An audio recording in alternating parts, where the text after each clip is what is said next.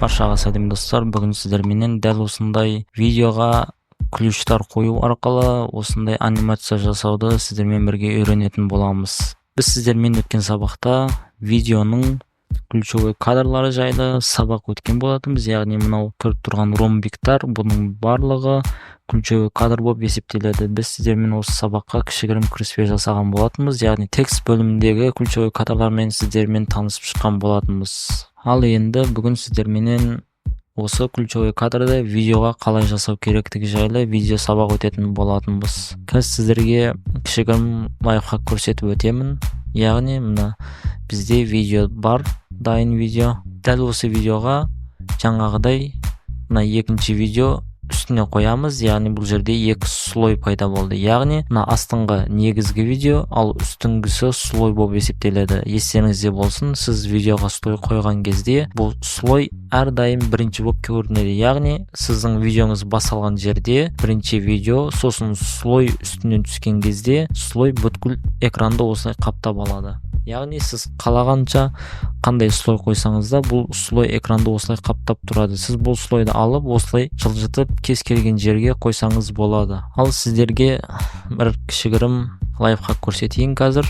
Енді осы ключевой кадр бойынша біз жұмыс істейтін боламыз. Яғни слой, бұл жерде видео қойылды. Біз бұл видеоны жоғарыдан осылай төменге түсіру үшін бірінші видеоның бас жағына осылай линейканы қойып аламыз слойдың. Сосын слойды жоғары көтереміз.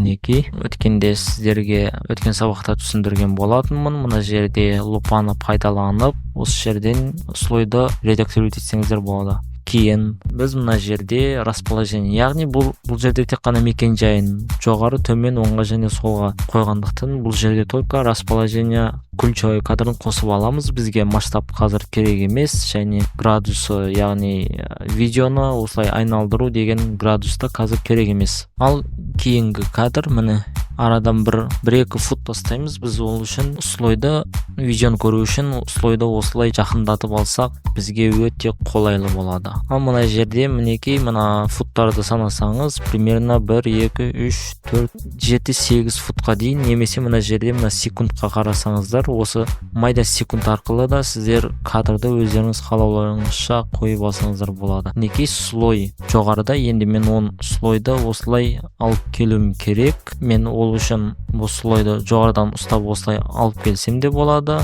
немесе мына жерде өздеріңіз білетіндей осы инструменттер арқылы мінекей бір ғана кнопка арқылы осылай слойды алып келемін. Яғни бұл жерде екі ключевой кадр шықты. Біздің слойымыз осылай түсті. Ал енді бұл слойдың анимациясы, яғни мен бұған қазір көрсетейін. Бұның скоросты онша ұқсамай тұр. Сол үшін мен бұның слойдың скоростын осылайша мына жерден пресет арқылы өзгертірсем болады. Яғни пресеттің үстінен бассаңыз, сізге сразу өзі көрсетеді. Готовый шаблон. Егер мен бұны өз қалауымша өзгертетін болсам, маған бұл пресеттегі бұл шаблон маған ұнамады, мен бұны өзгертетін болсам, пресетке кіремін, нетті басамын, және X-ті басып, шығып, сосын ключевой кадрын үстінен басып, показать анимацияны басамын, және бұл жерде мен осы ключевой кадр арқылы осылайша мен монтаж жасаймын. Яғни видеоны кішігірім алыстатып аламыз, және бізге мына инструменттер көрініп тұру керек. Сосын біз төбеде мынау екінші ключевой кадрды, бұл не десеңіздер, видеоны оңға және солға осылай жылжытатын ключевой кадр болып есептеледі. Біз бұны пайдаланбаған үшін біз бұны мына жердегі кнопка арқылы жасап қоямыз. Ал мына трансформация дегенде осы кнопканы бассаңыздар, сіздің анимацияңыз полный жасырынып қалады. Сол үшін біз бұны ашып аламыз. Бұл жерде тек қана керек емес деген X, яғни видеоны оңға және солға жылжыту кнопкасын осылайша өшіріп қоямыз. Ал мына жер өзімізге керек болған ключевой кадрды осылай ашып дайындап аламыз, және мына жердегі бізге инструменттерде көрініп тұру керек. Сіздер тек қана мына жерде осы инструменттерді пайдаланамын десеңіздер, мына жерде сіздерге инструменттер толық көрінбей қалуы мүмкін. Сол үшін біз кадрды кішігірім алыстатып осылай көрінетін жағдайға келтіріп алсақ, бізге өте қолайлы болады. Ал енді келесі жұмысымызға кірісеміз. Мына жерде ключтың үстінен басып, осылайша мына жерде свободный бар, автокрылый деген бар. Бұл автокрылый деген сіздерге жұмсақ переход көрсетеді. Яғни мінекей өздеріңіз көргендеріңіздей бұл жұмсақ бізге переход алып келді. Бұл өте қолайлы және көзге зор көрінеді. Жалпы сіздерге түсінікті болды деп ойлаймын. Дәл осылай мына жерге қалағанша өздеріңіз ключтерді қойсаңыздар болады. Яғни мен қазір сіздерге тағы кішігірім көрсетемін. Осылайша болды. Кейін мен бұл слойды жоғары көтеруді қаласам, слойдың бетінен басамын және жоғары көтеремін. Кішігірім 1-2 секунд өткізіп қайтадан жайына қоямын. Осылайша мен слойды жоғары көтеріп, төмен түсіріп, осылай істеудің нәтижесінде мына жерде ключевой кадрлар өздері осылайша пайда бола береді. Немесе сіз осылай мына жерде ключевой кадрды басып, сосын мына кадрды осылай қойсаңыз болады. Бірақ бұл өте қолайсыз. Осылайша слойдың өзін-ақ шетке жылжытып, орнына келтіріп, осылайша істесеңіздер де болады. Және бұл слойдың көріп тұрғандарыңыздай әрбір переходтың арасы осылай 3 бұрышты переход. Яғни бұл өте қатты переходтар. Біз бұны более плавный, яғни жұмсақтау қылу үшін өздеріңіз білетіндей ортасын басып автокрыльеға қойып аламыз осылайша.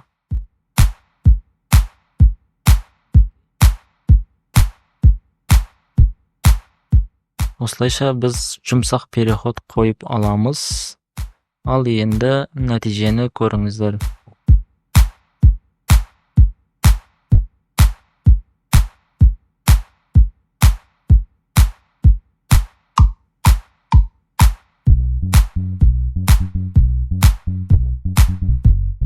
Жалпы сіздерге бұл сабақ түсінікті болды деп ойлаймын. Біз трансформация бөліміндегі, яғни ключевой кадрдың графигін осылайша жауып қоямыз. Ал енді біз келесі сабаққа кірісеміз сіздерменен. Текстті мына анимацияның артына қою керек. Біз текстті осы мынау көріп тұрған объектінің артына қоюымыз керек. Біз оны қалай істейміз? Сіздер алғашқыда бірінші текст жазып аламыз. Добавить текст.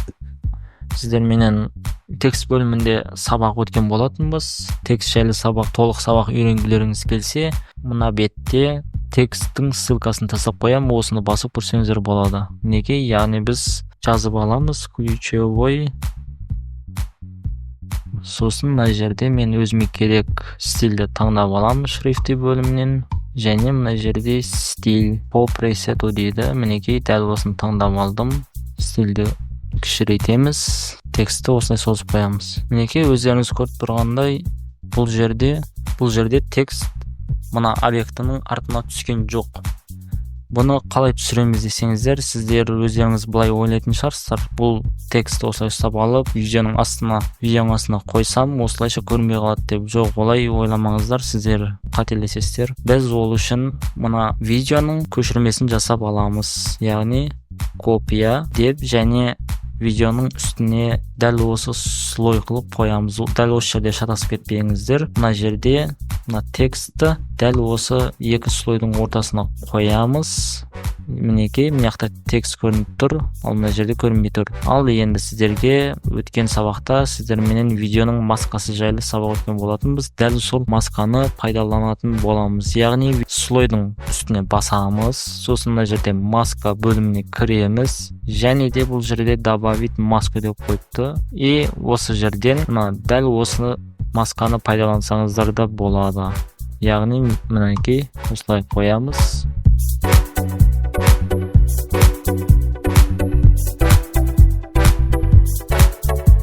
Мінекей дайын болды. Енді сіздерге дайын анимация. Яғни зданияның артына осылайша текстті жасырып қоямыз. Ал енді сіздермен өткен сабақта көрсеткенбіз текстке қалай ключевой кадр арқылы анимация жасау жайлы. Ол үшін біз тексттің бас жағына линейканы қоямыз, сосын расположенияны қосып, осы текстті артқа жылжытамыз, сосын 1-2 секундтан соң бұл текстті қайтадан жайына алып келіп қоямыз. Дәл осыны сіздер мишканы ұстап осылай текстті жылжытпай-ақ, мына жерде осы инструмент арқылы бір ғана кнопкамен осылай центрге алып келіп қойсаңыздар да болады. Бізде анимация ойнады.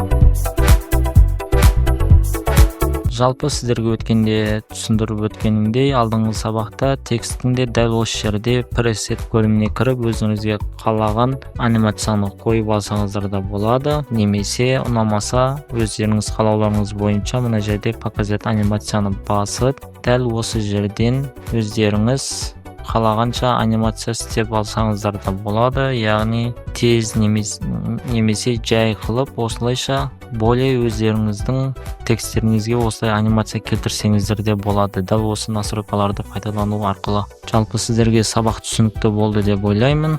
Енді бұл жерде сәл кішігірім тағы бір көрсетіп өтейін. Бұл жерде мына видеоға өздеріңіз ключевой кадр қойсаңыздар да болады, яғни мына жерде масштаб және айналдыру, осылайша 360 градуспенен. Мен осы жерде дәл сіздерге екі түрлі анимация көрсетіп кетейін. Жаңа сіздерге көрсеткенім видеоны жоғарыдан төмен түсірген анимациям болды.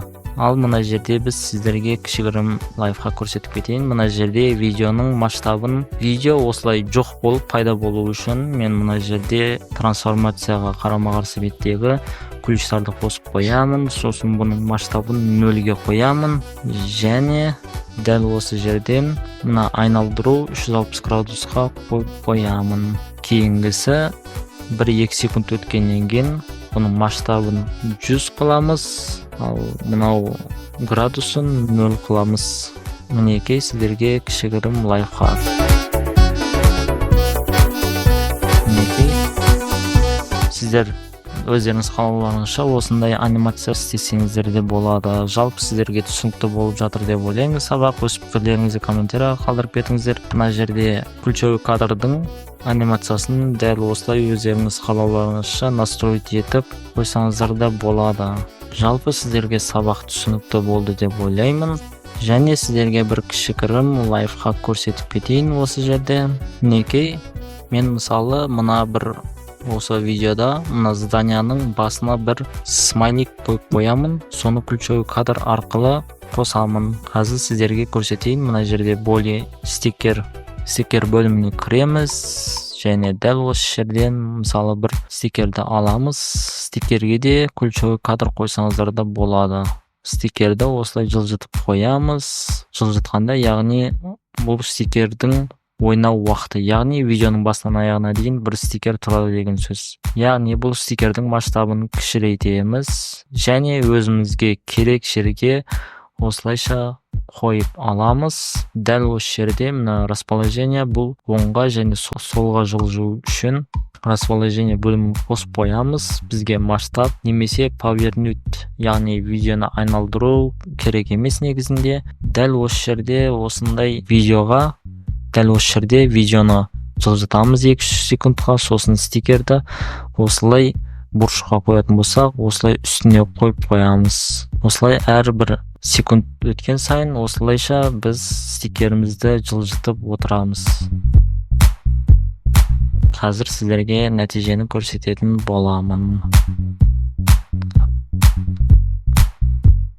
Мінекей мына жерде кадр жылжып жатыр. Осыған байланысты біздің стикерімізде қойған ключтар арқылы дәл осы бір бұрышта тұр. Сіздер де дәл осылай стикерді өздеріңіз қалаған нүктеге осылайша жайғастырып қойсаңыздар болады. Жалпы сіздерге видео түсінікті болды деп ойлаймын. Біз келесіде сіздерменен видеоға маска жасау жайлы, осы маскаларды толық үйренетін боламыз. Яғни осы маскаларға ключевой кадрды қоюды да сіздерменен бірге үйреніп өтетін боламыз. Яғни бұл жерде видеоның маскасында дәл осылай ключевой кадр арқылы да қойса болады. Сіздерге қазір кішігірім көрсетіп кетейін. Мен мысалы мына масканы аламын, масканы осылайша бір бұрышқа қоямын және бұл жерде расположение бөлімін қосып қойып 1-2 секунд өткеннен кейін дәл осылай масканы алып тастаймын. Мінекей сіздерге нәтижені көріңіздер. Жалпы сіздерге сабақ түсінікті болды деп ойлаймын. Өз пікірлеріңізді комментарийда қалдырыңыздар және де Биз келесі сабакта сиздер менен видеонун маска бөлүмүнөн толук таанышып өтөтүн боламыз және бул жерде жаңадан функциялар косулупту. Pero Keyst'de дәл осы эки инструментпен де сиздер менен таанышып өтөтүн боламыз. Сау саламат аман болуңуздар. Супер видео монтажерлар. Келесиде көрүшкенче.